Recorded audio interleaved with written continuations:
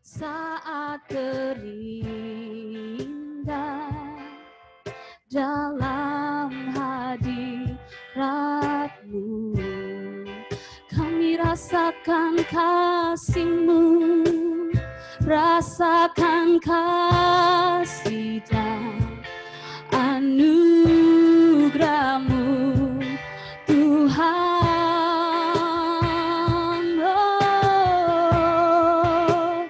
Mengalir memenuhiku, itu yang selalu ku rindu, memuji menyembah-Mu, oh Tuhan. Saat indah bersama-Mu, itu yang selalu ku rindu.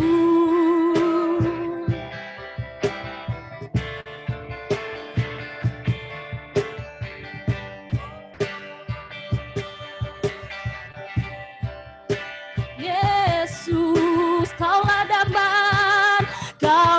dambaan hidupku, Kaulah satu di hatiku. Ku ingin Kau lebih dari segalanya. Mari katakan sama-sama, saat indah bersama-Mu, saat indah bersama-Mu, itu yang selalu ku rindu, menikmati Engkau dalam hadirat-Mu.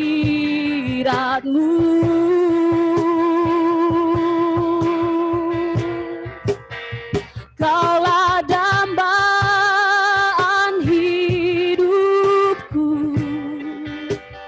Kaulah satu di hatiku. Ku ingin Kau lebih dari segalanya. Saat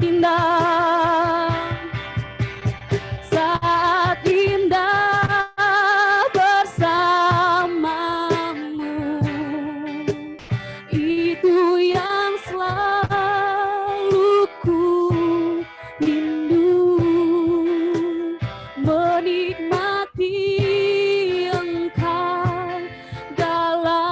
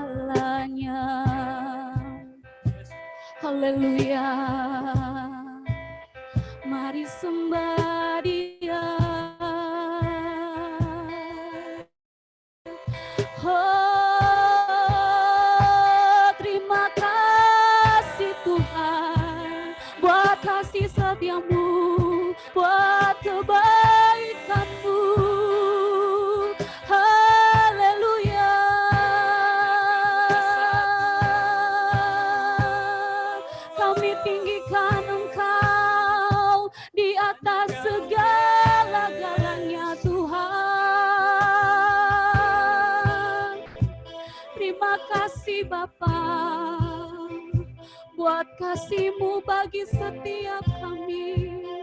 Terima kasih buat cinta-Mu Tuhan. Haleluya. Haleluya. Terima kasih. Glory bagi-Mu Tuhan. Kau Allah yang besar. Kau luar biasa. Terima kasih buat kebaikan-Mu. Terima kasih Tuhan. Haleluya. Glory bagi-Mu. Mari sembah Dia, sebab Dia yang layak terima pujian. Dia yang layak diagungkan di antara kita, saudara. Di antara seluruhnya Tuhan, terima kasih buat kasih setia-Mu dalam hidup kami. Haleluya.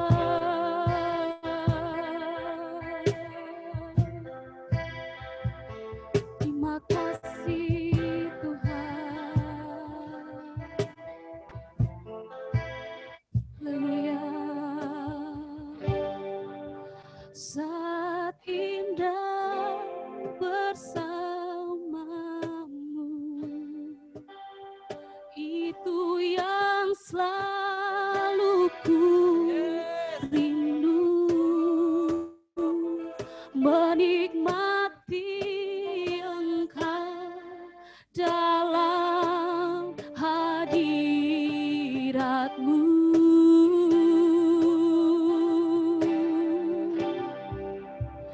Kaulah dambaan hidupku, Kaulah satu di hatiku. Ku ingin Kau lebih dari segalanya.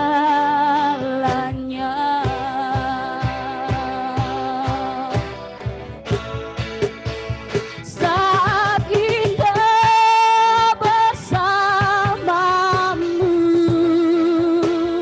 itu yang selalu ku rindu, menikmati Engkau dalam hadirat-Mu.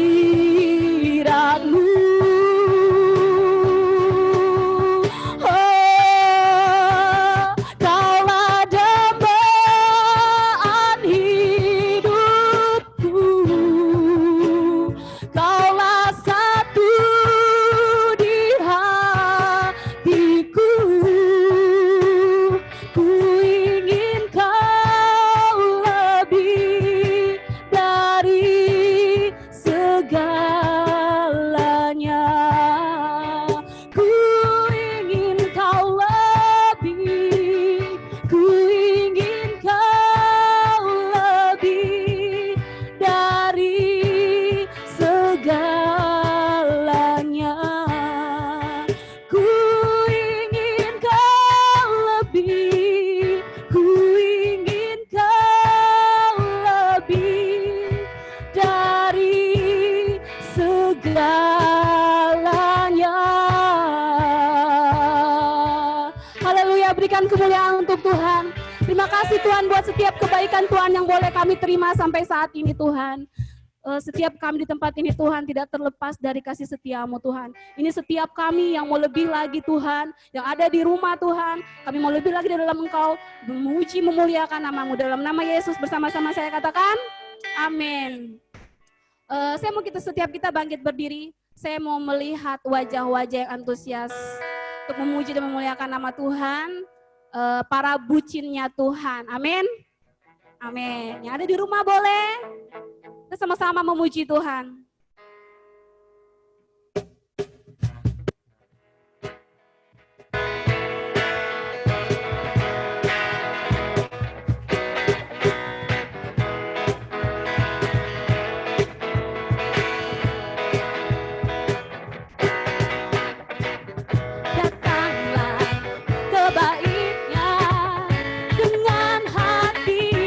bersyukur ke dalam pelatarannya, dengan hati bersuka rasakan dan lihatlah betapa baiknya Tuhan bagi yang berlindung padanya.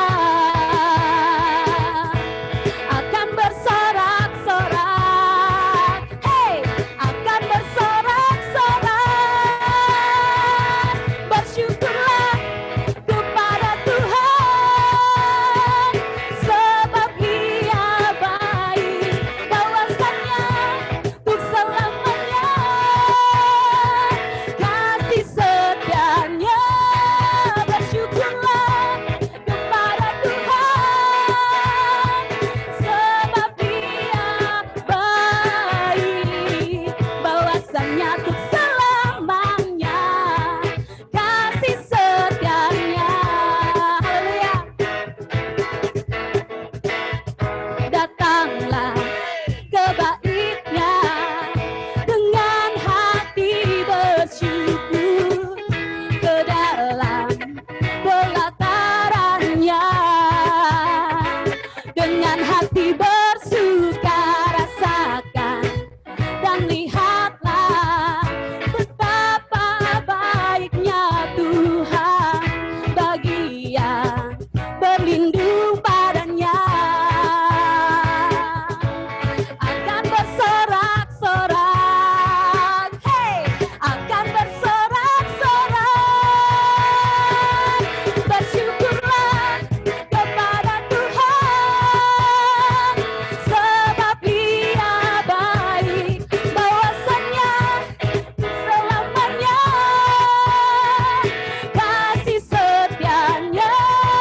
Bersyukurlah kepada Tuhan, sebab Ia baik, bawasannya untuk selamanya, kasih setianya. Sama-sama kita katakan bersyukurlah, bersyukurlah kepada Tuhan, sebab Ia baik, bawasannya untuk selamanya, kasih setianya. Bersyukurlah kepada Tuhan, sebab Ia baik, bawasannya untuk selamanya, kasih setianya. Bawasannya, bawasannya untuk bawasannya selamanya, bawasannya untuk selamanya, kasih setianya. Haleluya. Berikan kemuliaan untuk Tuhan. Terima kasih Tuhan. Haleluya. Terima kasih Tuhan buat setiap cinta Tuhan, buat setiap kami boleh ada sampai saat ini. Terima kasih Tuhan, karena Kau begitu mengasihi kami Tuhan. Satu hari lagi Tuhan Kau buktikan cinta-Mu bagi setiap kami. Haleluya.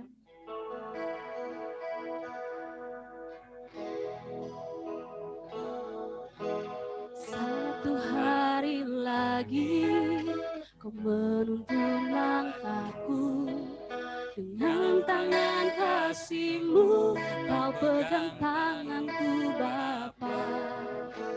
Satu hari lagi Kau buktikan kasih-Mu, berkat-Mu yang melimpah membuatku terpesona.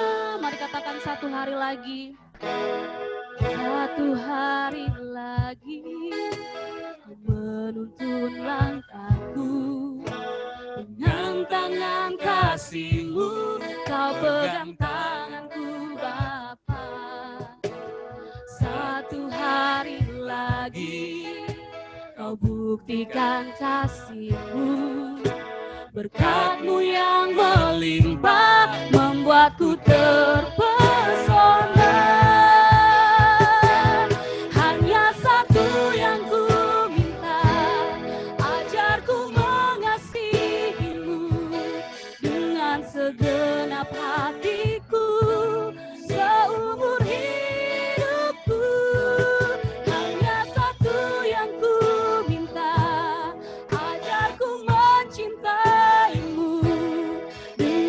segenap hatiku, seumur hidupku, Yesus.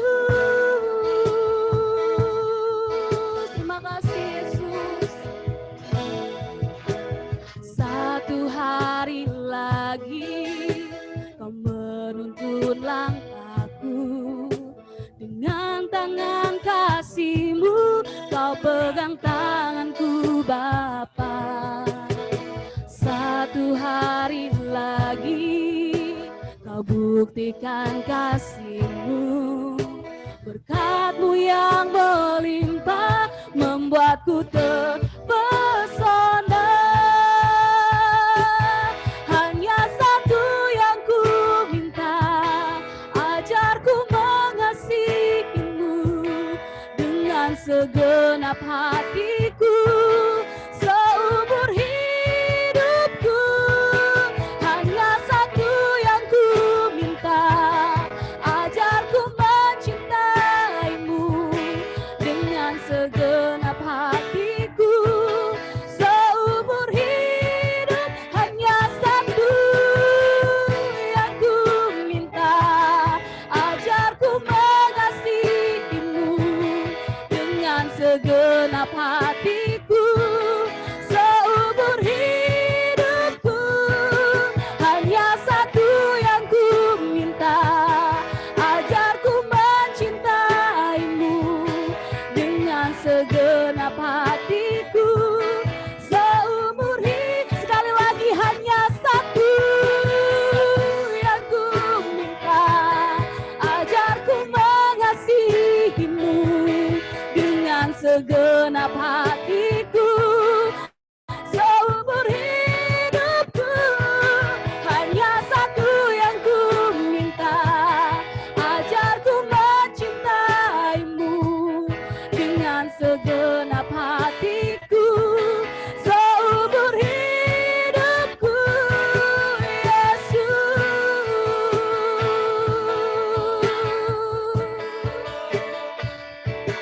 Dengan segenap hatiku, seumur hidupku, Yesus.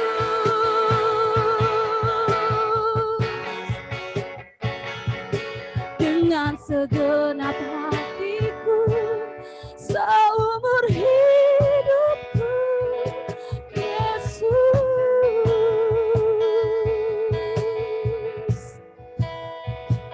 Saya serahkan ke hamba-Nya.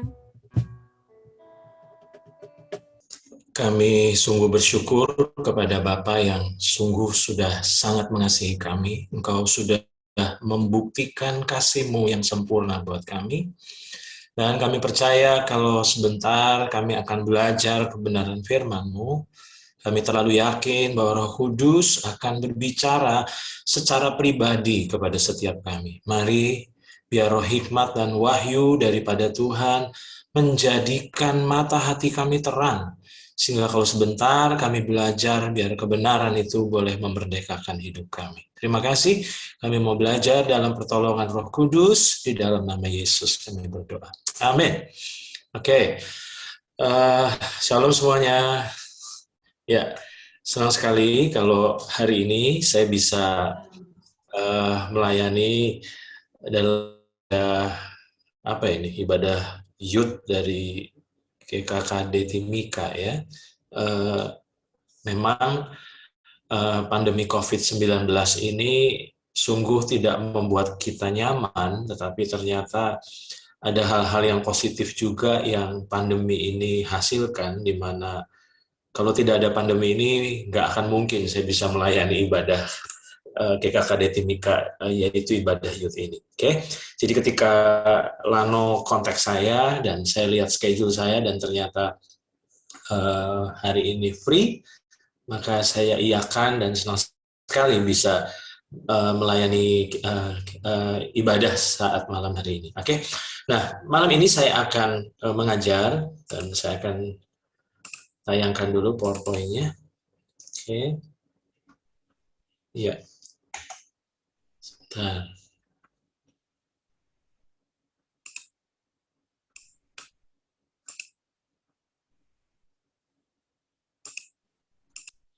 Ya, informasi yang saya terima, tema kebenaran firman Tuhan atau pengajaran firman Tuhan malam hari ini adalah bucin atau butuh cinta. Dan sebenarnya saya sudah siapkan materinya sampai tadi pagi ketika saya bangun dan sementara saya sedang bersiap-siap berolahraga. Ternyata ada hal yang Roh Kudus singkapkan kepada saya dan sungguh sangat jujur, sangat mengejutkan saya. Dan akhirnya saya memutuskan untuk mencoba merombak firman yang sudah saya siapkan, dan itu sebabnya saya ingin beri judul sharing saya hari ini adalah lamaran Tuhan. Tentu berkaitan dengan tema besar yaitu bucin atau butuh cinta. Nah, sebelum kita lihat beberapa ayat tentunya, maka arti bucin itu diterjemahkan oleh kalian adalah butuh cinta. Nah, timbul pertanyaan. Pertanyaannya adalah sebenarnya butuh cinta itu untuk apa ya? Kalau memang kita butuh udara, maka kita butuh udara untuk kita bisa bernafas. Kita butuh makan supaya kita bisa hidup. Nah, pertanyaannya adalah jika kita membutuhkan cinta, maka kita ini butuh cinta untuk apa ya? Nah, minimal saya menemukan ada dua hal yang membuat kita sebetulnya membutuhkan cinta. Yang pertama adalah cinta itu kebutuhan bagi jiwa yang sehat ternyata.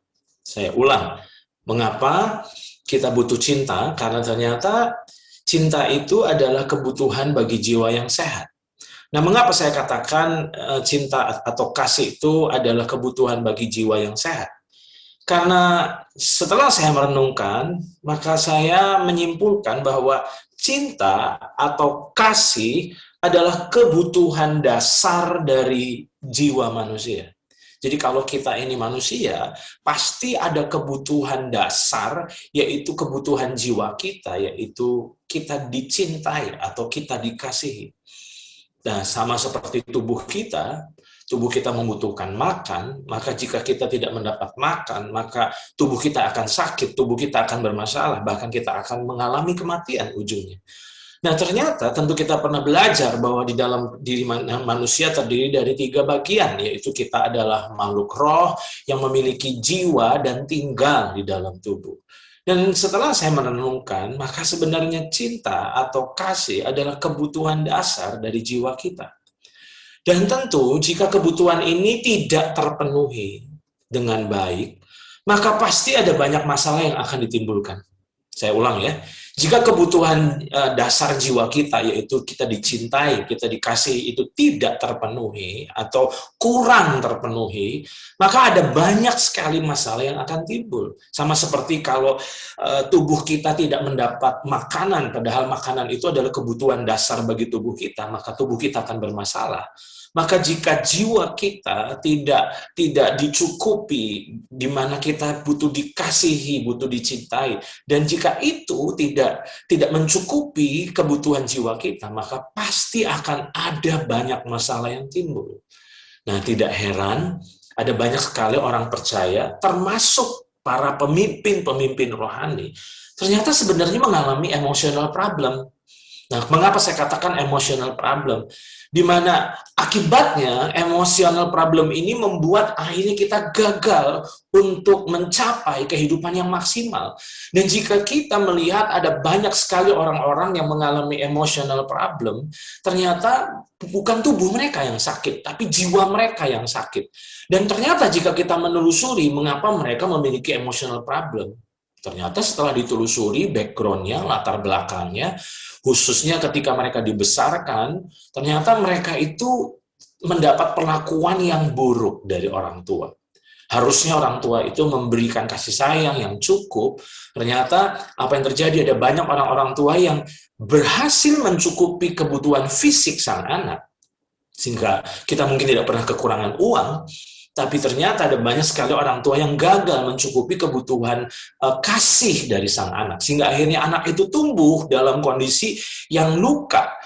Dan akhirnya nggak heran orang tersebut bertumbuh dan hidup memiliki emotional problem. Nah, sekarang Ketika saya merenungkan hal ini, maka demi mendapatkan kasih, maka banyak orang menurut saya salah alamat. Mengapa saya katakan salah alamat? Sebenarnya kita sadar bahwa kita butuh dicintai, kita butuh dikasihi. Dan akhirnya apa yang terjadi? Kita sayangnya adalah kita datang ke alamat yang salah. Kita datang kepada orang, kita berharap kepada orang, dan kita berharap kepada pasangan, kita berharap buat mungkin yang sudah menikah, kita berharap pada pasangan hidup kita, suami kita atau istri kita, atau mungkin yang belum menikah, kita berharap bahwa kita mendapatkan kasih sayang dari kekasih kita. Tapi apa yang terjadi? Saya mau ingatkan bahwa ternyata sehebat-hebatnya seseorang mengasihi kita, maka sebenarnya mereka tidak akan pernah bisa mencukupi kebutuhan dasar jiwa kita untuk dikasihi. Terbukti jika kita membaca dalam Yohanes pasal 4 ayat 13 sampai 14. Ini adalah cuplikan dari percakapan antara Tuhan Yesus dengan perempuan Samaria. Tentu kita sangat familiar dengan percakapan ini, tapi kita akan belajar dari ayat 13. Jawab Yesus kepadanya, yaitu kepada perempuan Samaria ini, barang siapa minum air ini, ia akan haus lagi. Tapi barang siapa minum air yang kuberikan kepadanya, ia tidak akan haus untuk selama-lamanya. Sebaliknya air yang akan kuberikan kepadanya akan menjadi mata air di dalam dirinya, yang terus-menerus memancar sampai pada hidup yang kekal. Makanya saya catat di sini bahwa kasih dari manusia sangat terbatas dan tidak akan dapat memuaskan kebutuhan kita. Nah, mengapa saya memilih gambar lautan? Nah, tentu kita pernah belajar bahwa sehaus-hausnya kita, maka kita tidak boleh meminum air laut. Karena air laut itu sebenarnya air yang sudah bercampur dengan garam. Dan jika kita belajar dari ilmu pengetahuan, justru ketika kita minum air laut, maka bukannya kita terpuaskan dahaga kita, justru kita semakin haus dan kita bisa mengalami dehidrasi. Dan berbahaya sekali. Nah, saya melihat bahwa jika kita menyadari bahwa kita butuh dikasihi, kita butuh dicintai, dan kita datang kepada alamat yang salah, maka tidak heran, maka sebenarnya itu akan berujung pada kekecewaan.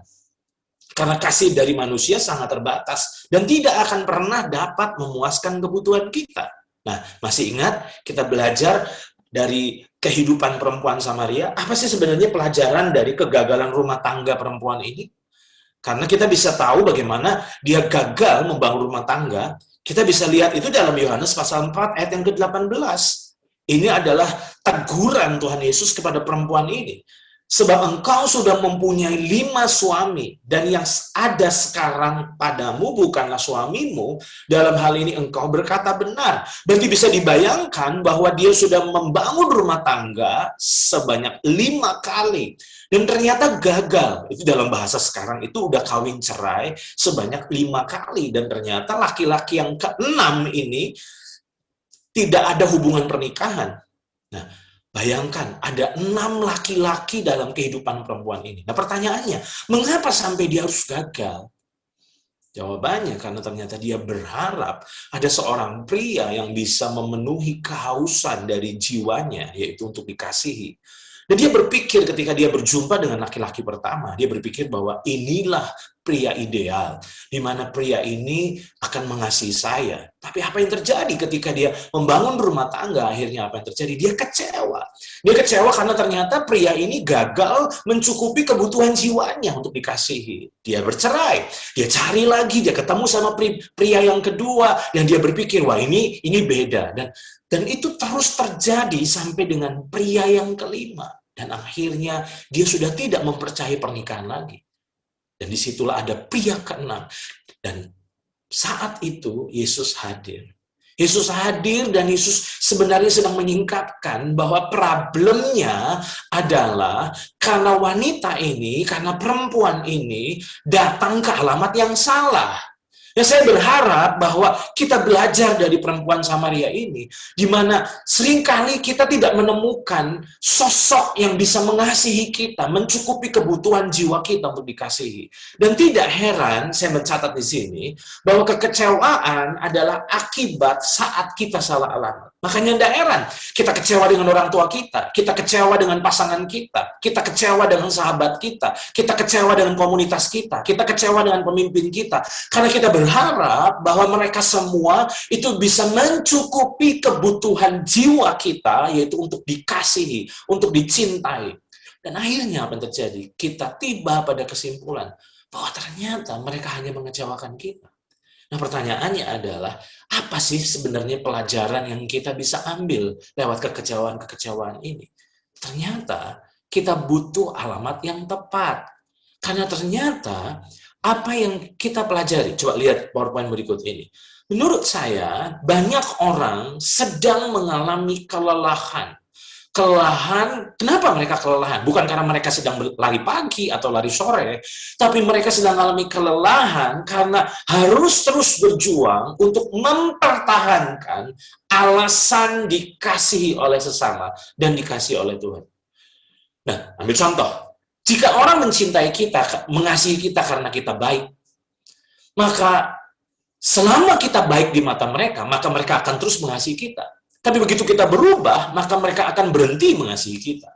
Makanya saya melihat ada banyak sekali orang sedang mengalami kelelahan karena harus terus berjuang untuk mempertahankan alasan untuk dikasihi oleh sesama dan dikasihi oleh Tuhan.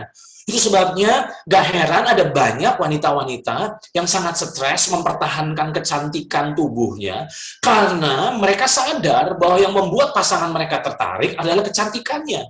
Jadi kalau mereka sudah nggak cantik lagi, maka pasangan mereka udah nggak mencintai mereka lagi. Makanya mereka berjuang mempertahankan kecantikan karena mereka sebenarnya menyadari di alam bawah sadarnya, di hati kecilnya, bahwa sebenarnya pasangan kita mencintai kita karena kita cantik. Makanya nggak heran ada banyak wanita-wanita yang rela habis-habisan uang hanya untuk mempertahankan kecantikan, karena mereka sebenarnya takut untuk pasangan mereka sudah tidak lagi mencintai.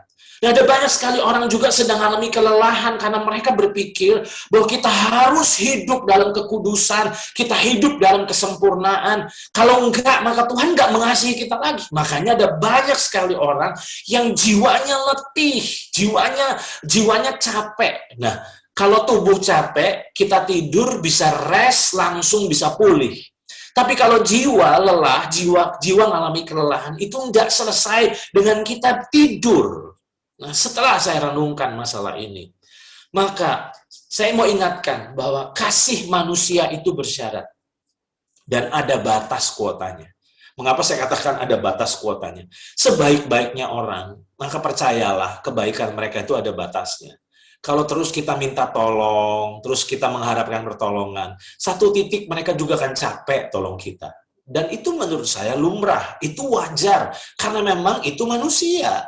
Makanya jangan terlalu memuja manusia, dan memang kita tidak boleh memuja siapapun. Sebaik apapun orang itu, percayalah, selama manusia, pasti ada batasnya. Makanya saya tulis di sini, bahwa kasih manusia itu bersyarat, dan ada batas kuotanya. Tetapi kasih Tuhan itu tidak bersyarat dan bebas kuotanya. Artinya apa? Tuhan itu tidak pernah merasa capek tolong kita. Tuhan itu tidak pernah merasa jenuh menolong dan mengasihi kita. Dan ingat, kalau kasih manusia itu bersyarat. Selama kita baik, selama kita perform, mereka akan mengasihi kita, mereka akan menghormati kita. Tapi begitu kita udah nggak perform, begitu kita berubah, begitu kita gagal, maka mereka kehilangan alasan untuk menghormati kita, mengasihi kita, menerima kita. Nah, itu sebabnya saya berdoa supaya setiap kita semua yang mengikuti ibadah Zoom ini, ibadah offline yang ada di Timika, saya berharap supaya kita sadar bahwa ternyata jiwa kita ini punya kebutuhan. Kebutuhan itu apa? Kebutuhannya adalah untuk dikasihi, untuk dicintai. Please, jangan datang ke alamat yang salah. Nah, berapa banyak rumah tangga jadi kacau? Mengapa banyak rumah tangga akhirnya bercerai? Karena mereka sadar bahwa sebenarnya gini, pasangannya ternyata sudah tidak bisa lagi memenuhi kebutuhan jiwanya. Itu sebabnya mereka akhirnya memutuskan untuk bercerai karena mereka berpikir buat apa mempertahankan pernikahan? Kalau saya sudah tidak lagi bahagia, saya sudah tidak lagi dikasihi. Nah, ingat, berbahaya sekali ketika kita datang kepada alamat yang salah, maka pasti hasilnya adalah kekecewaan. Jadi, yang pertama tadi, mengapa kita butuh cinta? Karena kasih adalah kebutuhan bagi jiwa yang sehat. Itu yang pertama. Yang kedua, dengan cepat, saya akan menyampaikan poin kedua. Poin kedua ini adalah begini. Kenapa kita butuh cinta?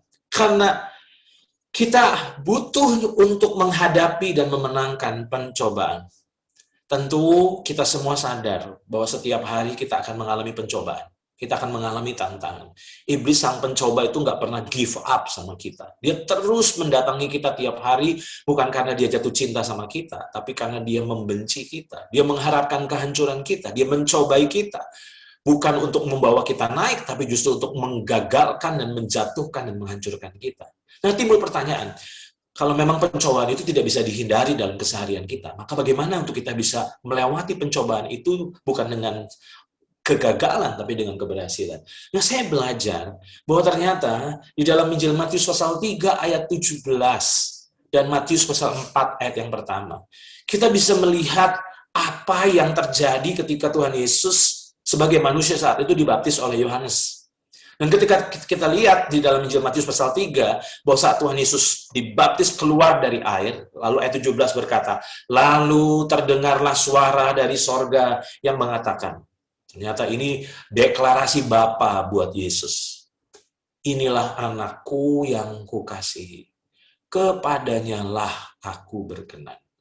Dan yang mengejutkan saya satu hari ketika saya membaca ayat ini, ternyata jika kita lihat, ayat ini dilanjutkan dengan beda pasal, yaitu Matius pasal 4 ayat yang pertama. Dan kita berpikir bahwa sepertinya tidak ada hubungannya. Tapi satu hari Roh Kudus tiba-tiba singkapkan hal ini kepada saya, dan ini membuat saya terkejut dan saya sangat diberkati.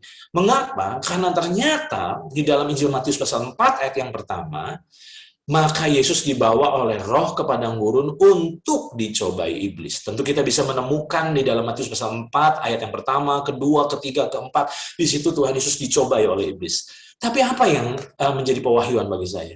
Ternyata deklarasi dari Bapa bahwa Yesus adalah anak yang dikasihi, itu mempersiapkan dia untuk menghadapi pencobaan dari iblis. Terbukti, jika kita melihat di dalam Matius pasal 4, di situ iblis sedang mempertanyakan identitas Yesus.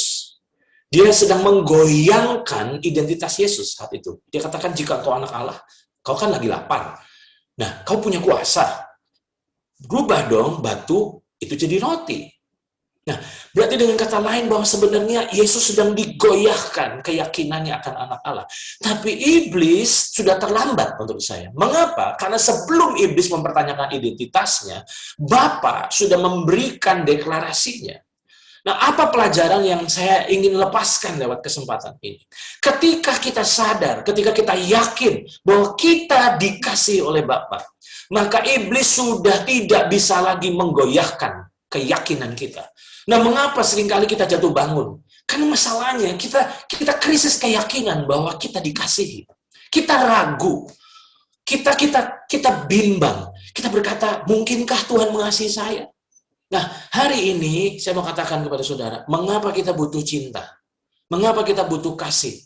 Dan kasih yang dimaksud tentu kasihnya Tuhan. Karena kasih yang daripada Tuhan itu akan menjadi modal bagi kita untuk kita melewati pencobaan. Nah, berapa banyak seringkali iblis selalu menggoyahkan keyakinan kita. Seringkali dia bicara di pikiran kita, toh. Dia bilang, loh, kalau Tuhan sayang sama dirimu, kenapa engkau diizinkan mengalami masalah sebanyak ini dan sebesar ini? Nah, berapa banyak seringkali keyakinan bahwa kita dikasihi itu membuat kita goyah seringkali. Iblis mencari kesempatan untuk menggoyahkan. Tapi kabar baiknya, jika kita yakin bahwa Tuhan memang mengasihi kita, maka itu akan menjadi modal kekuatan kita untuk melewati pencobaan. Makanya dalam 1 Yohanes pasal 4 ayat yang ke-18, firman Tuhan berkata bahwa di dalam kasih tidak ada ketakutan. Kasih yang sempurna melenyapkan ketakutan. Coba perhatikan ayat ini. Berarti jika kita bukan cuma tahu ya, masalahnya banyak orang Kristen cuma tahu bahwa Tuhan sayang, Tuhan mengasihi saya. Tapi yang kita butuhkan bukan cuma sebatas pengetahuan, yang kita butuhkan itu keyakinan. Karena saat kita sadar, saat kita yakin bahwa kita sangat dikasihi Tuhan, maka tidak akan ada ketakutan punya tempat di hati kita. Tidak ada kekhawatiran di hati kita. Nah, kenapa kita khawatir? Karena tanpa sadar, kita sebenarnya ragu bahwa Tuhan itu mengasihi kita. Kalau kita sadar bahwa kita ini anaknya dan Bapa itu mengasihi kita dengan kasih yang sempurna, maka kita tidak akan pernah mengkhawatirkan tentang masa depan kita. Karena sebagai orang tua kita, Bapa telah mempersiapkan semuanya yang terbaik bagi kita. Nah, hari ini, mungkin kita jatuh bangun dalam pencobaan. Kita jatuh bangun dalam dosa. Kenapa? Karena ternyata sebenarnya akarnya adalah karena kita sedang mengalami krisis keyakinan bahwa kita ini sebenarnya dikasihi oleh Tuhan. Nah, sekarang saya akan masuk ke poin berikutnya. Kualitas kasih seperti apa sih yang Tuhan siapkan dan Tuhan berikan bagi kita sebenarnya? Ketika kita melihat di dalam Efesus pasal 3 ayat 18 sampai 19, maka sebenarnya kita bisa menemukan bahwa kasih Tuhan itu kalau dalam bahasa saya 4 dimensi. Mengapa saya katakan 4 dimensi? Ayat ini berkata, ayat 18, aku berdoa supaya kamu bersama-sama dengan segala orang kudus dapat memahami. Jadi jangan coba memahami kasih Tuhan dengan otak kita. Karena otak kita tidak akan pernah bisa nyampe. Nah, coba perhatikan ini. Aku berdoa supaya kamu bersama-sama dengan segala orang kudus dapat memahami betapa lebarnya dan panjangnya, perhatikan, tingginya dan dalamnya kasih Kristus. Jadi kualitas kasih Kristus itu luar biasa, 4 dimensi kalau saya bahasa saya. Lebar, panjang, tinggi, dalam. Dan ayat 19 yang menjadi doa Rasul Paulus kepada jemaat di Efesus adalah, dan dapat mengenal kasih itu, sekalipun ia melampaui segala pengetahuan. Aku berdoa supaya kamu dipenuhi di dalam seluruh kepenuhan Allah. Nah, dalam terjemahan firman Allah yang hidup, diterjemahkan, semoga saudara dapat merasakan dan mengerti. Wow. Itu sebabnya saya selalu bilang sama rekan-rekan hamba Tuhan yang selalu mengajar tentang kasih karunia. Saya katakan kepada mereka, saya bilang, kalau kita ingin membuat orang-orang yang kita layani, orang-orang yang kita ajar mengerti kasih karunia dengan otak mereka, tidak akan pernah mungkin. Karena kasih karunia ini terlalu dahsyat, terlalu hebat, sampai otak kita, pikiran kita itu tidak bisa memahaminya. Terlalu hebat kasih Tuhan itu. Makanya dibutuhkan pewahyuan untuk kita bisa mengerti. Nah, kalau kita berupaya untuk membuat orang-orang mengerti tentang hebatnya kualitas kasih Tuhan dalam hidup kita, maka tanpa Tuhan menyingkapkan kepada kita, kita nggak akan bisa mengerti. Karena jelas ayat ini katakan, sekalipun ia melampaui segala pengetahuan.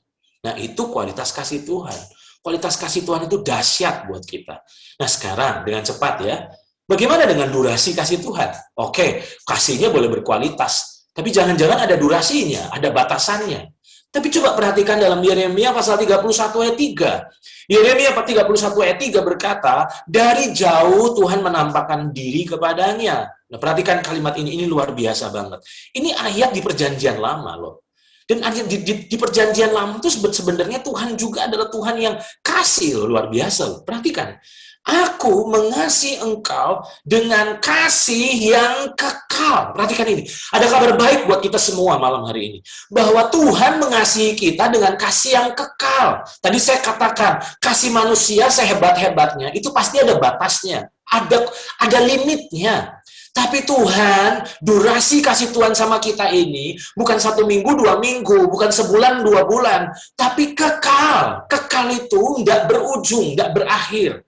Nah, ayat ini berkata, aku mengasihi engkau dengan kasih yang kekal. Sebab itu aku melanjutkan kasih setiaku kepadamu. Saya diberkati dengan kata melanjutkan. Ada banyak orang bilang gini, aduh, Tuhan itu memang mengasihi saya di masa lalu, tapi sekarang kok kayaknya Tuhan udah berhenti mengasihi saya. Saya mau bilang sama kita semua, bahwa Tuhan itu tidak pernah berhenti mengasihi kita. Dia melanjutkan kasih-Nya, sehingga kita bukan cuma hanya pernah dikasihi, tapi kita akan terus dan selalu dikasihi oleh Tuhan. Di dalam terjemahan The Message digunakan kata, I never quit loving you. Wow. And never will. Expect love, and more love. Dengar baik-baik. Seringkali orang-orang itu bisa give up sama kita. Dulu mereka memang pernah sayang sama kita. Tapi kan ketika kita nggak berubah-berubah, akhirnya mereka quit juga dari hidup kita. Mereka berhenti sayang sama kita. Karena mereka udah berhenti mempercayai kita. Tapi saya mau katakan, serusak-rusaknya kita, bahkan saya bilang sebejat-bejatnya kita, Tuhan itu tidak pernah quit dari hidup kita. Dia nggak pernah give up. Dia nggak akan berhenti mengasihi kita. Nah, hari ini ada kabar baik.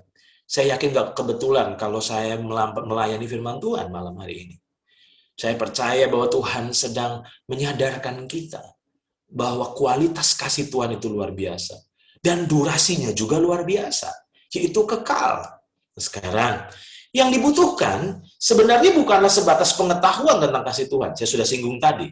Tetapi pewahyuan akan kasih Tuhan yang membuat kita jadi sadar. Banyak orang cuma puas, oh saya sudah tahu, dari sekolah minggu saya sudah tahu Tuhan sayang sama saya. Oh, yang kita butuhkan bukan tahu, tapi yang kau butuhkan adalah kau sadar. Sampai kesadaran itu menghasilkan keyakinan. Dan kesadaran dan keyakinan itu tidak bisa kita alami, kecuali kita mengalami pewahyuan dari Tuhan. Itu sebabnya mari kita berdoa. Berdoa adalah, berdoa apa? Berdoa supaya Tuhan menjadikan mata hati kita terang. Sampai kita jadi ngerti, sampai kita jadi sadar bahwa benar-benar kasih-Nya itu sempurna. Nah sekarang, saya ingin ajak untuk kita merenungkan pertanyaan ini. Pernahkah kita bertanya, apa sih yang menarik dari diri saya, sehingga Tuhan mengasihi saya? Kalau pasangan kita mengasihi kita, kan pasti ada alasannya. Oh, jangan-jangan rupa kita, karakter kita yang membuat mereka tertarik. Tapi pernahkah kita bertanya, apa sih sebenarnya yang menarik dalam diri saya sehingga Tuhan mengasihi saya? Pertobatan saya kah? Atau jangan-jangan ketaatan saya? Atau jangan-jangan karena saya banyak berdoa, jadi Tuhan tertarik sama saya? Dan saat saya merenungkan pertanyaan itu, saya sangat terkejut ketika Roh Kudus singkapkan ini beberapa hari lalu. Di dalam Roma pasal 5 ayat yang ke-8, perhatikan ayat ini. Ayat ini tiba-tiba disingkapkan oleh Roh Kudus kepada saya dan membuat saya amazed sama Tuhan. Karena dalam Roma pasal 5 ayat 8, firman Tuhan berkata, akan tetapi Allah menunjukkan kasih-Nya kepada kita. Tuhan itu menunjukkan kasih-Nya, berarti Tuhan itu sayang sama kita. Nah, kapan Dia itu sayang sama kita? Ayat ini berkata, oleh karena Kristus telah mati untuk kita. Ketika kita masih berdosa. Wow, ayat ini luar biasa. Mengapa saya katakan luar biasa?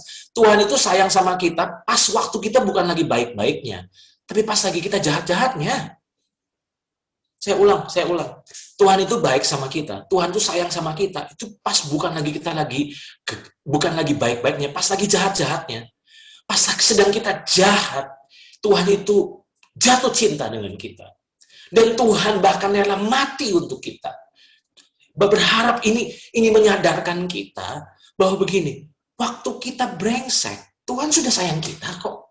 Apalagi kita sudah bertobat, apalagi kita sudah terima Dia. Ya, mungkin kita masih sering gagal. Tapi itu tidak akan pernah bisa mengubah dan menghentikan kasih-Nya. Oke? Nah sekarang, coba lihat ini. Kasih Tuhan tidak didasari oleh prestasi kita. Tapi karena jati diri-Nya.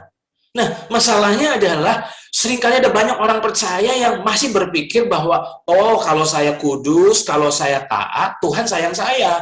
Tapi kalau saya nanti pas jatuh dalam dosa, waduh, Tuhan udah nggak sayang sama saya. Perhatikan, itu bukan kasih Tuhan. Karena kasih Tuhan tidak didasari oleh prestasi kita. Oke, kita taat, itu bukan membuat Tuhan jadi lebih sayang. Karena Tuhan sudah sayang sama kita, bahkan sebelum kita taat. Karena kasih Tuhan tidak didasari oleh prestasi kita, tapi karena jati diri-Nya. Mengapa jati diri-Nya? Nanti saya akan jelaskan. Ingat, Tuhan sangat luar biasa. Saya berharap, saya berdoa, supaya setiap kita bukan cuma hanya mengalami pengetahuan, tapi mengalami pewahyuan tentang kasih Tuhan. Ada sebuah kabar baik buat kita. Kabar baiknya, tidak ada hal yang dapat kita lakukan untuk yang membuat Tuhan berhenti mengasihi kita. Itu kabar baik. Ini adalah statement dari Filipianse. Tidak ada hal yang dapat kita lakukan untuk yang membuat Tuhan berhenti mengasihi kita. Mungkin kita berkata, kalau saya berdosa bagaimana? Ya, dosamu akan melukai hati Tuhan. Iya, dosamu akan membuat hati Tuhan terluka, berduka. Tapi itu tidak akan pernah menghentikan kasih-Nya. Jadi ingat, ada kabar baik. Tidak ada hal yang dapat kita lakukan yang membuat Tuhan berhenti mengasihi kita. Tapi ada kabar buruk yang saya mau sampaikan. Filipianse berkata, tidak ada hal yang dapat kita lakukan yang membuat Tuhan juga lebih mengasihi kita. Jadi alasan kita hidup dalam kekudusan, alasan kita hidup dalam panggilan, itu bukan karena supaya Tuhan lebih mengasihi kita. Saudara paham sampai di sini? Nah sekarang, saya akan ajak untuk kita belajar dari 1 Yohanes pasal 4 ayat 8. Mengapa tadi saya katakan, kasih Tuhan itu tidak didasari oleh prestasi kita, tapi karena jati dirinya. Dari mana saya bisa mengucapkan statement itu? Dasarnya mana? Dasarnya dalam 1 Yohanes pasal 4 ayat 8. Apa itu? Barang siapa tidak mengasihi, ia tidak mengenal Allah. Sebab Allah adalah kasih. Wow, pantas saja dia tidak pernah kehabisan kasih. Karena kasih itu adalah identitasnya. Nah, kita bisa kehabisan uang. Karena apa? Karena kita punya uang. Tapi kalau kita adalah uang, kita nggak akan pernah kehabisan dong. Hari ini, kenapa tidak butuh prestasimu untuk membuat Tuhan mengasihimu? Karena Tuhan mengasihimu, karena Tuhan adalah kasih. Nah sekarang, saya akan masuk ke poin berikutnya. Apa sih kira-kira rahasia dari perubahan seorang Sakeus? Tentu kita tahu bahwa Sakeus itu orang bejat, orang brengsek, orang yang menjadi sampah masyarakat pada zamannya, di mana dia mengumpul kekayaan dari menjilat penjajah, dan bukan hanya itu, tapi dia juga menganiaya dan merugikan, memeras bangsanya sendiri. Jadi tidak heran kalau dia ini dibenci sama masyarakat pada saat itu. Orang yang serusak ini, orang yang sengawur ini, orang yang sangat cinta uang seperti ini, kok hidupnya bisa berubah? Apa sih dasar dari perubahannya? Bahkan kalau kita baca dalam kisah Sakeus, Yesus tidak khotbah, Yesus cuma makan. Nah, ketika saya renungkan kisah dari Sakeus, jawabannya adalah sederhana. Karena apa yang mengubahnya? Penerimaan Yesus. Bukan tuntutan Yesus. Bukan teguran Yesus, tapi penerimaan Yesus. Bayangkan, ketika Yesus jalan dan lewat, dia berhenti dan dia berkata, Sakeus segeralah turun. Bisa dibayangin, Sakeus pasti terkejut. Kok bisa Yesus tuh kenal dia? Dan bukan cuma hanya kenal, tapi dia bilang, hari ini aku harus menumpang di rumahmu. Wow, bisa dibayangin. Bisa kena serangan jantung Sakeus kalau nggak sehat jantungnya saat itu. Karena dia pasti terkejut sekali. Dia nggak pernah bayangin Yesus kok bisa mau makan di rumahnya. Nah sekarang pertanyaannya, kita cuma hanya lihat dari sudut pandang Sakeus. Tapi pernahkah kita melihat dari sudut pandang orang banyak saat itu? Sadarkah kita bahwa saat Yesus memutuskan untuk menumpang di rumah Sakeus, Yesus sedang merusak reputasinya? Itu apa kata orang banyak? Pasti orang banyak akan mencibir Yesus. Pasti orang banyak akan berkata, wah Yesus pengen makan gratis nih rupanya. Pantas aja. Tapi saudara bisa bayangkan, coba kita bisa bayangkan bahwa saat itu Yesus sedang mempertaruhkan reputasinya. Demi apa? Demi untuk menunjukkan kasihnya kepada Sakeus. Makanya nggak heran bahwa orang yang rusak ini begitu mengalami kasih yang dahsyat, kasih yang luar biasa. Dia nggak tahan. Dia berubah, dia bertobat. Bukan karena khotbah, bukan karena teguran, bukan karena hardikan, tapi karena kasih dan penerimaan Yesus. Itu sebabnya saya catat di sini. Kasih Bapa yang tidak berubah adalah motivasi dan kekuatan untuk kita berubah. Saya ulang, kasih Bapa yang tidak berubah adalah motivasi dan kekuatan untuk kita berubah. Kita berubah bukan untuk dikasihi, tapi kita berubah karena kita dikasihi. Saya ulang. Motivasi kita, kekuatan kita untuk berubah, itu bukan karena tuntutan Tuhan, bukan kemarahan Tuhan, tapi karena kasih Tuhan yang begitu hebat. Itu sebabnya saya catat di sini, kita berubah bukan untuk dikasihi, tapi kita berubah karena kita dikasihi. Hari ini, engkau nggak perlu berjuang untuk dikasihi, karena Tuhan sudah mengasihi. Saya ulang, engkau nggak perlu berjuang untuk dikasihi. Kalau engkau terus berjuang untuk dikasih, engkau jadi capek. Makanya kekristenan kita jadi kekristenan yang capek. Dan saya mau katakan, kalau engkau sadar bahwa engkau dikasihi tanpa syarat, maka itulah yang menjadi motivasimu, kekuatanmu untuk kau berubah. Nah, saat saya mempersiapkan materi ini, ada hal yang Tuhan singkapkan. Saya ingin coba saudara lihat PowerPoint berikut ini. Kasih manusia menerima kita saat ada apanya. Saya ulang. Coba, saya berharap coba renungkan statement ini. Kasih manusia kepada kita, menerima kita, itu saat ada apanya. Waktu kita kaya, waktu kita baik, waktu kita baik sama mereka, otomatis mereka mengasihi kita. Makanya saya tulis di sini, kasih manusia menerima kita saat ada apanya. Tapi kasih Tuhan membuat kita diterima apa adanya. Bedanya, kalau manusia terima kita ada apanya, tapi kalau Tuhan terima kita, mengasihi kita, apa adanya. Pas kita sedang hancur, pas kita sedang melukai dia, pas kita sedang memberontak, menyakiti dan melukai hati dia, Tuhan mengasihi kita. Itu yang membuat akhirnya kita jadi malu hati sama Tuhan. Kita jadi nggak enak hati sama Tuhan karena apa? Kita pikir pemberontakan kita, dosa kita membuat Tuhan berhenti mengasihi kita. Tapi dia tetap memutuskan untuk mengasihi kita. Dan itulah yang membuat akhirnya kita jadi hancur hati. Tapi saya coba perhatikan kalimat yang ketiga. Kasih manusia menerima kita saat ada apanya. Tapi kasih Tuhan membuat kita diterima apa adanya. Tapi ingat, kasih kita kepada Tuhan membuat kita tidak terus apa adanya. Saat kita sadar bahwa Tuhan mengasihi kita dengan luar biasa, maka ada satu kerinduan dari dalam yang memutuskan untuk kita berubah. Meninggalkan dosa. Karena kita sadar bahwa dosa itu hanya melukai hati Tuhan. Dan bagaimana mungkin kita bisa melukai orang yang sangat mengasihi kita. Nah, hari ini, di poin pertama ini, saya membahas tentang bucin, yaitu butuh cinta.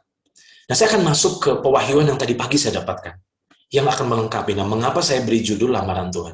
Nah, saya akan masuk ke inti dari pewahyuan yang tadi pagi saya terima. Ternyata, bukan hanya kita yang membutuhkan cinta, tapi Tuhan pun membutuhkan cinta kita ternyata. Satu sisi, kita butuh cintanya Tuhan. Tapi ternyata Tuhan pun sebetulnya membutuhkan cinta kita, mengharapkan cinta kita. Makanya nggak heran kalau kita baca dalam Matius pasal 22 ayat 36 sampai 37. Satu kali ada orang yang bertanya kepada Yesus, "Guru, hukum mana yang terutama?" Yang ditanya ke hukum ya. Aturan. "Guru, hukum manakah yang terutama?" Dalam terjemahan firman Allah yang hidup digunakan kata yang paling penting dalam hukum Taurat. Coba saudara perhatikan ayat ini. Jawab Yesus, respon Yesus, yang ditanya ini, hukum mana sih? Tapi jawab Yesus mengejutkan saya. Jawab Yesus kepadanya, kasihilah Tuhan Allahmu dengan segenap hatimu, dengan segenap jiwamu, dan dengan segenap akal budimu. Wow. Waktu Yesus ditanya hukum, yang Yesus bilang begini, ini masalahnya bukan hukum, ini masalah hubungan. Dari ayat ini sebenarnya kita bisa nangkap kerinduan hati Tuhan itu sebenarnya apa? Bukan dibutuhkan oleh kita, tapi dikasih oleh kita. Dengar, saya mau melepaskan statement penting ini. Perjuangan Tuhan adalah bukan dibutuhkan oleh kita, tapi dicintai oleh kita. Saya ulang, kalimat penting ini. Perjuangan Tuhan itu bukan dibutuhkan oleh kita. Karena kita sadar kok kita butuh Tuhan. Kita butuh Tuhan. Apalagi di masa sulit ini kita sadar kita butuh Tuhan. Tapi perjuangan Tuhan adalah bukan dibutuhkan oleh kita, tapi perjuangan Tuhan sebetulnya dikasih oleh kita. Betapa rindunya Tuhan untuk dicintai atau dikasih oleh kita. Nah sekarang, apa yang tadi pagi Roh Kudus singkapkan kepada saya? Saya sangat terkejut. Mengapa saya bilang saya sangat terkejut? Karena nggak pernah kepikir. Perhatikan ini. Telah terjadi salah fokus menurut saya. Problemnya bukan pada kasih Tuhan. Nah, selama ini kita fokusnya pada kasih Tuhan, kasih Tuhan, kasih Tuhan, kasih Tuhan. Oke, itu baik, itu luar biasa. Tapi sebenarnya problemnya bukan itu. Problemnya bukan pada kasih Tuhan, tapi problemnya pada respon kita terhadap kasih Tuhan. Nah, saya berharap gambar ini harusnya bicara banyak buat kita ya. Jadi jangan lagi pertanyakan kasih Tuhan sama kita. Karena kasih Tuhan sama kita itu sebetulnya udah gila-gilaan. Bahkan saya pernah mengajar sebuah pelajaran cinta mati. Tuhan itu cinta mati sama kita. Sampai dia rela mati buat kita. Jadi jangan fokus pada kasih Tuhan. Karena sebenarnya problemnya ada respon kita terhadap kasih Tuhan. Coba perhatikan. Saya berharap ini menyadarkan kita. Lihat ini. Sadarlah dan pekalah. Tuhan itu sebenarnya sedang PDKT dan tebar pesona sama hidup kita. Saya ulang ya. Sadarlah dan pekalah bahwa Tuhan itu sedang PDKT dan tebar pesona sama kita. Pernah kita dikasih tahu oleh sahabat kita bahwa, hey, si Budi itu sebenarnya naksir kamu loh. Dia itu sebenarnya sedang PDKT sama kamu gitu. Nah, seringkali mungkin kita nggak sadar kan. Iya ya, apa benar gitu? Nah, coba. Makanya saya katakan, sadarlah dan pekalah. Kadang-kadang kita nggak sadar, kadang-kadang kita nggak peka. Bahwa Tuhan itu sebenarnya sedang PDKT loh. Tuhan itu sedang tebar pesona sama kita. Selama ini fokus kita salah. Fokus kita cuma hanya pada kasih Tuhan, kasih Tuhan. Tapi fokus kita harusnya pada gini, respon kita. Nah, lihat ini. Saya berharap gambar ini bicara banyak ya. Galatia 2 ayat 21, ada kalimat yang memberkati saya, itu kata ini. Aku tidak menolak kasih karunia Allah. Wow. Kalau sampai Paulus berkata, aku tidak menolak kasih karunia Allah, berarti kita bisa menolak kasih karunia Allah. Saya ulang. Kalau sampai Paulus berkata, aku tidak menolak kasih karunia Allah, berarti sebenarnya Paulus tahu bahwa kita bisa menolak kasih karunia Allah. Selama ini fokus kita salah. Kita cuma fokus pada kasihnya Tuhan, padahal sebenarnya problemnya pada responnya kita. Nah, coba lihat ini. Jangan PHP-in Tuhan. Mengapa saya katakan jangan PHP-in Tuhan? Saya pakai bahasa anak muda ya. Jangan PHP-in Tuhan. PHP itu apa sih? Kita ini pemberi harapan palsu sama Tuhan. Nah, mengapa saya katakan kita ini seringkali PHP-in Tuhan? Karena banyak orang percaya sedang terus-menerus memanfaatkan Tuhan dengan cara terus menikmati kasihnya, tapi menolak lamarannya. Nah, mengapa saya beri judul lamaran Tuhan? Pernah kita melihat ada seorang wanita yang dikejar mati-matian oleh seorang cowok. Wah, cowok ini kaya, cowok ini luar biasa baik. Nah, karena cowok ini sayang sama cewek ini, maka apa yang terjadi sama wanita ini? Maka cowok ini, kalau orang bilang, pria ini brol-brolan, kalau orang bilang habis-habisan, memberi barang, memberi pemberian, pokoknya membanjiri dengan kebaikan. Nah, tapi seringkali si cewek itu nggak suka sama sang cowok. Betul nggak itu? Pernah kan kita melihat peristiwa ini bahwa sebenarnya si cewek ini nggak suka. Nah, tapi si cewek ini rupanya manfaatin loh. Manfaatin kebaikan sang cowok. Makanya hubungannya diambangin. Makanya sang cewek ini sebenarnya sedang memberi harapan palsu sama sang cowok. Kenapa nggak langsung dibilang, saya nggak suka kamu, sorry saya nggak suka kamu? Karena ternyata cewek ini masih membutuhkan kebaikan, masih menikmati kebaikan pemberian-pemberian dari sang cowok. Nah, sekarang pertanyaan saya, bukankah hal yang sama seringkali terjadi dalam hubungan kita dengan Tuhan?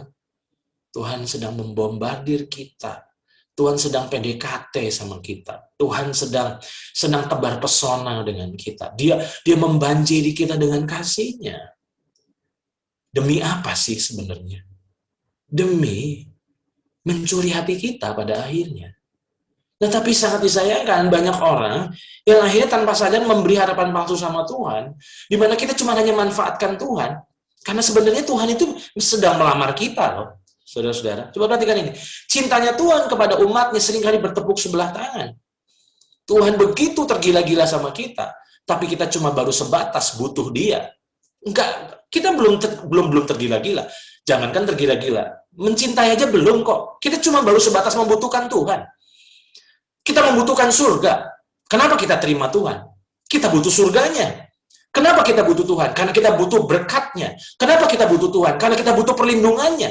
Tapi sebenarnya kita belum mengasihi Tuhan, padahal Tuhan sangat mengasihi kita. Banyak orang percaya sebenarnya baru sebatas butuh kekayaan Tuhan. Tapi sesungguhnya kita tidak tertarik dengan pribadinya Tuhan. Nah, sekarang, lihat ini. Apa sih sebenarnya motif Tuhan? Terus-menerus membanjiri dan membombardir kita dengan kasih-Nya. Pernahkah kita nyadar? Pernahkah kita coba bertanya, apa sih yang membuat Tuhan itu sampai nggak pernah nyerah dalam mengasihi saya? Saya jahat, saya kecewain Dia, saya lukain Dia, tapi Dia nggak pernah menyerah sama saya. Apa sih sebenarnya motifnya? Apa sih misinya? Apa sih tujuannya? Ternyata, saya mau ingatkan kita semua, Tuhan itu tidak pernah dapat atau mau memaksa untuk kita mengasihinya. Kasih itu area sukarela, nggak bisa dipaksa. Saudara, orang itu sukarela, nggak bisa dipaksa. Tuhan tidak pernah dapat atau mau memaksa untuk kita mengasihinya. Yang dilakukannya adalah terus-menerus membanjiri kita dengan kasih dan kebaikannya. Dalam upaya apa? Dalam upayanya untuk menarik dan memenangkan hati kita. Dan seringkali kita ini cuma hanya manfaatin Tuhan.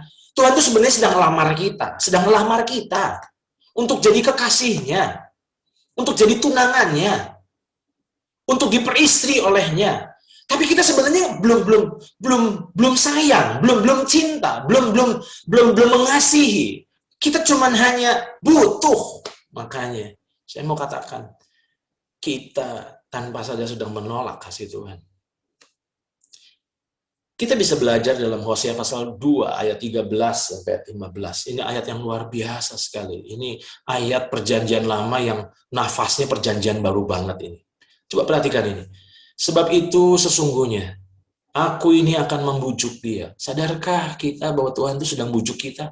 Dengan apa? Dengan kebaikan, bukan dengan tipu muslihat. Tuhan tidak pernah menipu kita. Dia sedang membujuk kita dengan kelembutannya, dengan kasih sayangnya yang luar biasa.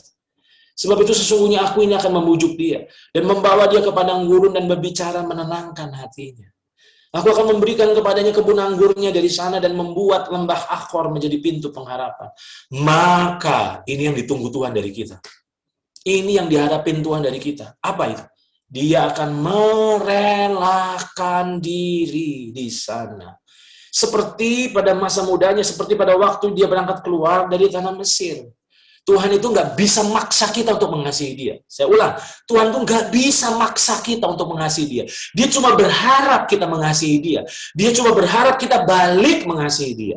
Bukan cuma hanya dia mengasihi kita, tapi kita juga balik juga mengasihi dia. Tapi dia nggak bisa paksa. Dia cuma bisa tunggu. Dia cuma bisa bujuk kita dengan kebaikannya. Dia cuma bisa rayu kita dengan kasih sayangnya, dengan kelembutannya. Tapi dia nggak bisa lebih dari itu. Dia nggak bisa paksa kita. Nah, berharap kita semua malam ini sadar, nggak lupa diri, bahwa sebenarnya Tuhan itu sebenarnya sedang incar hati kita. Dia bukan incar ketaatan kita bahkan. Yang dia incar adalah hati kita yang mengasihi dia. Kita bisa taat, tapi bukan karena sayang. Kita taat karena kita takut celaka, kita takut gagal. Tapi Tuhan ingin sebenarnya ketaatan kita bukan karena self reason, bukan cuma alasan-alasan selfish, tapi kenapa kita taat? Karena kita sayang. Nggak ada alasan lain, cuma karena sayang, bukan karena supaya kita dapat keuntungan lebih banyak. Nah, perhatikan ini, maka dia akan merelakan diri di sana seperti pada masa mudanya, seperti pada waktu dia berangkat keluar dari tanah Mesir. Maka pada waktu itu demikianlah firman Tuhan, engkau akan memanggil aku suamiku dan tidak lagi memanggil aku Baalku. Saya berharap malam ini Tuhan sedang bicara kuat di dalam hati setiap kita. Perubahan terjadi bukan saat kita sebatas dikasih ini. Saya ulang, ini penting. Perubahan terjadi bukan saat kita sebatas dikasihinya, tapi saat kita memutuskan untuk menerima lamarannya sebagai istrinya.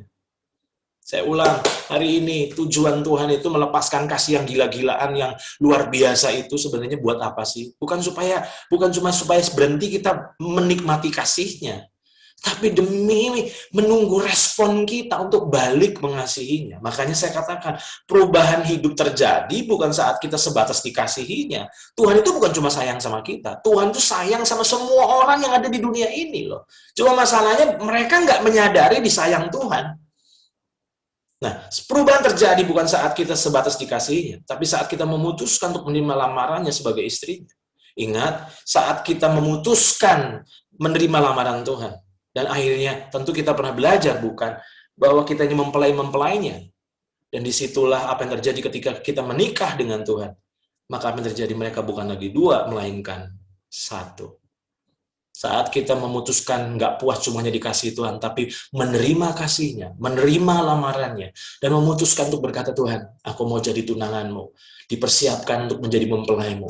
Maka disitulah sebenarnya kita akan mengalami hal yang bukan cuma sebatas dikasihi, tapi kita akan menerima kasih karunia, hal-hal yang luar biasa lebih dari itu.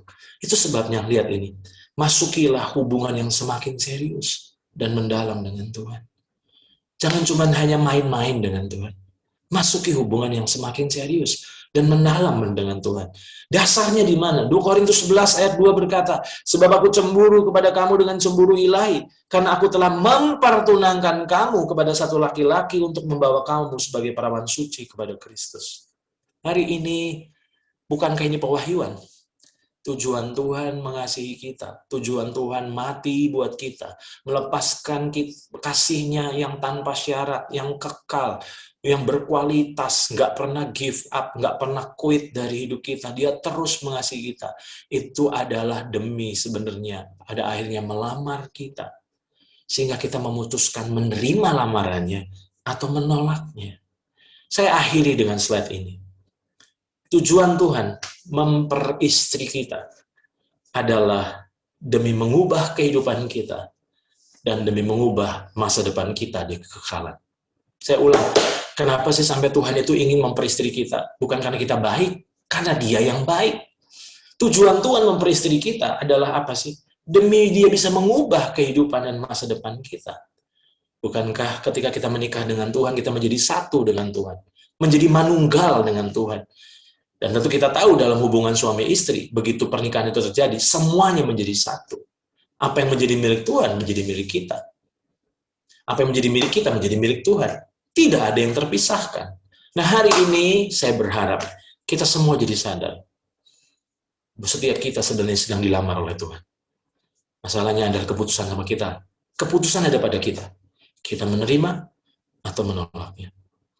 Saya sungguh berharap pelajaran ini akan menjadi sebuah pewahyuan, menjadi kabar baik buat kita semua. Saya selesai, saya ajak untuk kita doa sebentar, lalu saya akan serahkan selanjutnya, acara selanjutnya. Saya mau ajak untuk kita doa sebentar. Bapak, kami sungguh bersyukur karena malam hari ini kami sudah dengar kabar baik-Mu.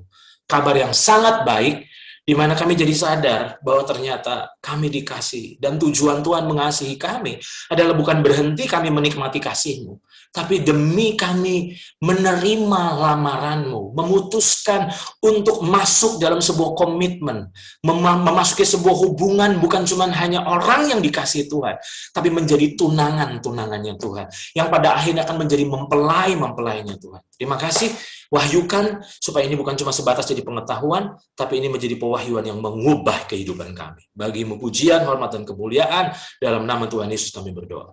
Amin. Saya serahkan waktu selanjutnya. Oke, dari Laila. Bagaimana kita tahu bahwa kita sudah menerima lamaran dari Tuhan? Oke, nah itu pertanyaan dari Laila. Bagaimana kita tahu bahwa kita sudah menerima lamaran dari Tuhan? Oke, saya langsung saja serahkan ke Ko Andreas untuk bisa menjawab. Buat Laila, sudah menikah atau masih single?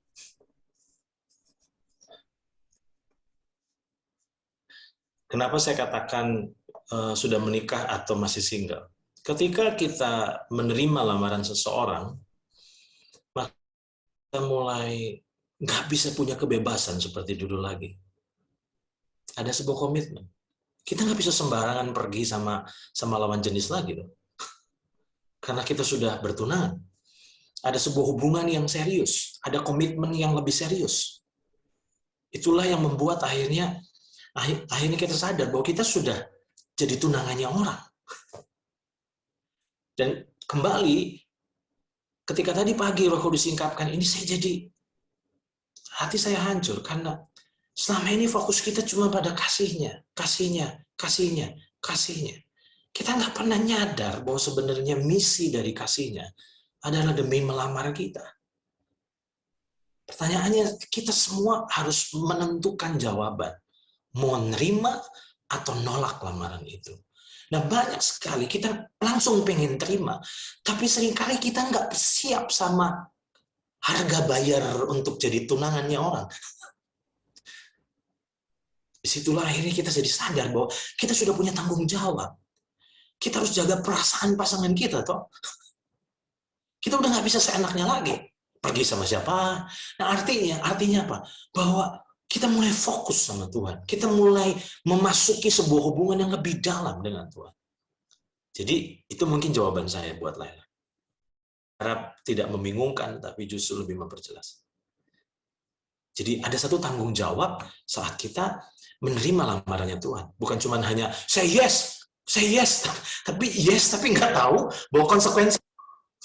Saya ambil contoh, waktu kita menikah berarti ada hal yang berubah dari hidup kita, betul nggak? Kita hidup kita jadi lebih sempit dari sebelumnya. Jadi, nah itu bukan Taurat, bukan karena hukum, tapi hanyalah kesadaran bahwa kita harus jaga perasaan pasangan kita tuh. Jadi itu mungkin jawaban saya. Ini ada pertanyaan, no? Ya, oke. Ada pertanyaan. Bisa. Bagaimana caranya kita menjalin hubungan dengan Tuhan secara intim, sehingga tidak jatuh bangun hubungan dengan Tuhan di dalam iman dan kepercayaan akan pengenalan setiap hari. Itu ya? Oke, siap. Langsung dijawab aja. Langsung dijawab? Oke, langsung dijawab. Simple. Mulai merubah perspektif kita terhadap doa. Doa itu bukan doa itu bukan kewajiban. Doa itu adalah saat kita bersekutu dengan Tuhan. Saya telah berhenti memahami bahwa doa itu adalah sarana saya dalam mendengar suara Tuhan. Karena saya sadar bahwa Tuhan itu bicara sama kita, nggak cuma melulu di jam-jam doa kita ternyata. Kenapa saya berdoa? Saya berdoa, saya sedang belajar fokus untuk menikmati Tuhan yang di dalam. Ada waktunya Roh Kudus nggak perlu ngomong banyak. Tapi saat kita menikmati dan beristirahat dalam hadiratnya saja, sebetulnya itu lebih dari cukup. Jadi fokus dulu sebelum saya mengerti kebenaran ini, fokus saya pada gini, Tuhan ngomong. Kalau Tuhan nggak ngomong, nanti saya berhenti berdoa. Oke, kalau Tuhan nggak ngomong, saya tunggu. Saya tunggu sampai Tuhan bicara. Saya tunggu sampai Tuhan bicara. Tapi kalau Tuhan nggak bicara, saya akan akhiri doa saya. Tapi sejak Tuhan singkapkan ini, maka saya mulai merubah bahwa doa itu adalah saat kita ngedate dengan Tuhan. Ada waktunya nggak perlu banyak omong, tapi cuma hanya menikmati kehadiran dari kekasih kita. Itu lebih dari cukup. Makanya kalau tadi pertanyaannya, bagaimana caranya untuk kita menjalin hubungan dengan Tuhan secara intim sehingga tidak jatuh bangun? Yang pertama, rubah perspektif kita dalam doa. Doa itu bukan kewajiban. Doa itu kesempatan untuk kita menikmati Tuhan. Menurut saya doa tidak malas berdoa. Tidak berdoa itu bukan masalah kemalasan, tapi kebodohan rohani. Saya ulang. Tidak berdoa itu bukan masalah kemalasan, tapi tidak berdoa itu adalah bukti kebodohan rohani. Sebab kalau kita ngerti saja doa itu kesempatan untuk menikmati Tuhan, maka sebenarnya kalau kita malas berdoa, itu ruginya rugi kita, bukan rugi. Itu yang pertama. Yang kedua, untuk jawaban dari pertanyaannya John, bagaimana untuk kita bisa tidak jatuh bangun? Simple. Yang kedua adalah ini. Yang kedua adalah rubah perspektif kita terhadap Tuhan. Masalahnya seringkali kalau kita punya pandangan yang buruk tentang Tuhan, kita susah menikmati hadirat Tuhan. Seseorang yang kita butuhkan belum tentu kita sukai. Seseorang yang kita butuhkan belum tentu kita sukai. Contohnya guru yang menyebalkan di sekolah. Kita butuh dia. Sebab kalau kita nggak baik-baik, nilai kita bisa jadi jelek nanti. Jadi kita butuh banget. Tapi apakah kita mengasihi dia? Belum tentu. Meluangkan waktu dengan orang yang kita butuhkan dan orang yang kita suka itu beda. Meluangkan waktu dengan orang yang kita butuhkan itu pasti ada beban. Lihat-lihat sebentar lagi, lihat jam. Tapi kalau kita meluangkan waktu dengan seseorang yang kita sukai, kita bisa lupa waktu. Nah, seringkali kenapa ada banyak orang jatuh bangun dalam berdoa? Simple. Kita masih punya gambaran yang salah tentang Tuhan. Tanpa saja kita berpikir bahwa Tuhan itu hakim. Tuhan yang selalu cari salahnya saya. Padahal sebenarnya harusnya kita rasa aman setiap kali kita datang sama Tuhan. Seringkali saya terus dipermalukan Tuhan lewat kebaikannya. Ada saatnya saya berpikir bahwa saya nggak layak, saya gagal. Tapi ternyata justru disitulah Tuhan peluk saya. Tuhan sambut saya. Itu yang membuat hati saya hancur, bahwa ternyata dia nggak pernah give up sama saya. Kalau ada pribadi yang terbaik dalam hidup kita cuma adalah Tuhan. Kalau ada orang yang paling tahu bejatnya kita, itu bukan pasangan kita, tapi Tuhan yang ada dalam diri kita. Dia tahu persis kelemahan kita. Dia tahu persis bejatnya kita. Tapi dialah yang selalu terus mengasihi kita.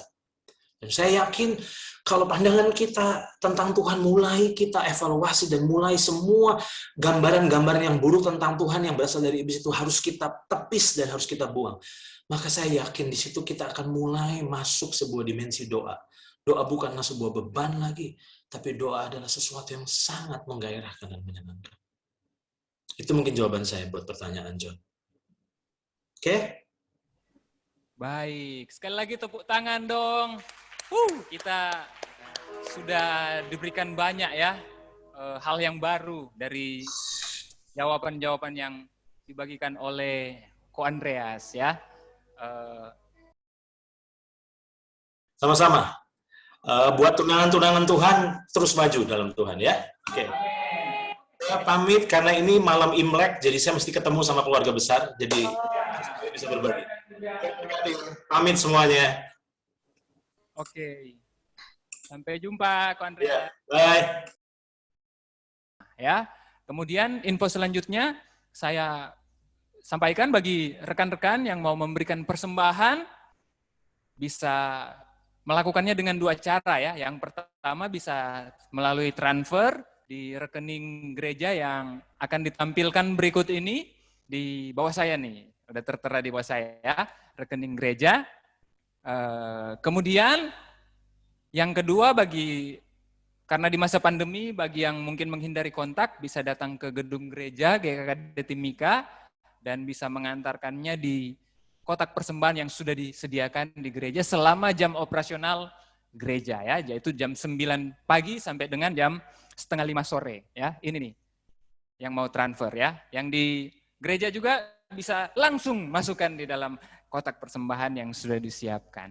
Baik, saya percaya semua kita diberkati Tuhan dan kasih Tuhan tidak berhenti sampai sini, akan terus mengalir dari dalam hidup kita, ada pewahyuan-pewahyuan yang baru. Kita akan menutup ibadah kita pada malam hari ini. Semua pasti sangat diberkati. Untuk itu saya mengundang dengan kasih Kak Feby bisa menutup kita di dalam doa malam hari ini. Oke, saya persilakan waktu dan tempat buat Kak Feby. Mari kita mau sama-sama berdoa. Saya percaya kita semua diberkati Tuhan dengan luar biasa. Amin. Yang diberkati Tuhan boleh melambaikan tangannya. Yang di tempat ini maupun yang di rumah-rumah. Mari kita sama-sama berdoa. Bapak, kami bersyukur buat hari ini. Terima kasih kami boleh ada sebagaimana kami ada hari ini. Kami boleh beribadah. Kami boleh memuji, menyembah Engkau. Kami boleh bersuka cita bersama-sama. Bahkan terima kasih untuk kebenaran firman-Mu malam hari ini yang boleh menerobos setiap kami, Tuhan.